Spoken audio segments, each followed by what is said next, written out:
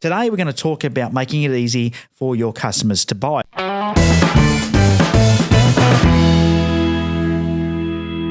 I think one of the biggest challenges for so many businesses is they don't make it easy for people to buy. And of course, if it's not easy, people will go where it is easy. We like the shortest route. Now, I want you to think about your local park.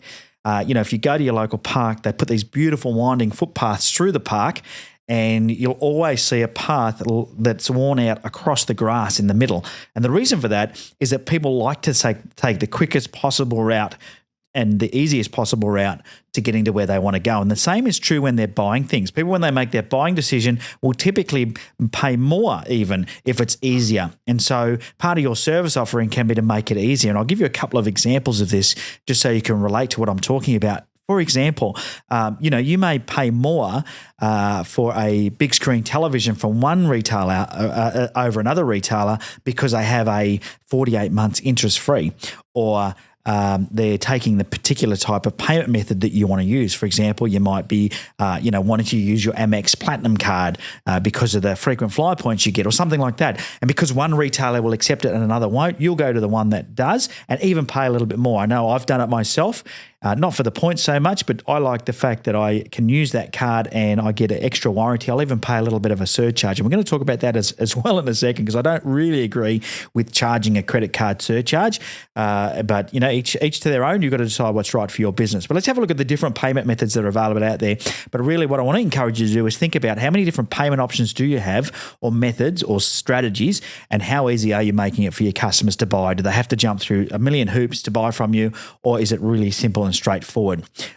Some of the things that you may not have thought about, things like PayPal or Stripe. These are online payment methods, and this is new in the last probably 5 to 10 years. These new payment methods, and that's coming about because of the technology that's around. Everyone has one of these smartphones in their hand, whether it's an iPhone or it could be anything, a Samsung. But everyone's got a smartphone of some sort these days, and they make it very easy for us to be able to transact through these third-party finance institutions or banks or whatever you like to call them. So making sure that you can accept PayPal. I think PayPal is a big one. There are a lot of businesses now that are online that are accepting PayPal money, and it's easy if they can transact with other PayPal people who accept PayPal. And once again, because you accept it, you'll be in a directory of people that accept PayPal, and you may get more business. So that's one methodology, is to use these online third-party financial institutions as a payment type that you'll accept. Of course, then we've got things like credit card. And when I talk about credit card, make sure you don't just take the mainstream MasterCard and Visa. Also take American Express. Maybe you'll take Diners Club. I don't even know if they still exist. But you want to be, you want to be open to taking all types of credit cards, because you want to make it as easy as possible. The last thing you want is for a customer not to be able to buy from you because you don't take the payment type they want to use. So, I'd say take all types. And as I said before, I don't like it when people charge me a fee. I pay it purely because I understand it. That's what they've had to build into their systems. But, I'd rather that you charged me a little bit more, made it look like you were paying the fee for me and adding value, giving me better service or something like that. You shouldn't have to charge a credit card fee. And if you say to me, but Ben, you don't understand, I need to compete on price. Well, if price competition's all you've got, then you're in trouble, because it's a race to the bottom. That's a whole nother DBT episode, but you don't want to be competing on price. So, make sure you take the credit cards, and if you can do without charging the fees, then do it. I think that's a good thing. The third payment type I'm going to talk about is laybys. Now, laybys is quite an old-fashioned way of selling stuff, but it was very, very popular for a reason, and that is that people sometimes don't want to use credit. They're happy to pay it off and pick it up when they're finished paying for it. So layby is something that a lot of businesses have gone away from because of all this interest-free stuff. However, it's still popular. It's still something that works and something you may want to consider. Interest-free, I mentioned that before with the retailers. Interest-free is a big one.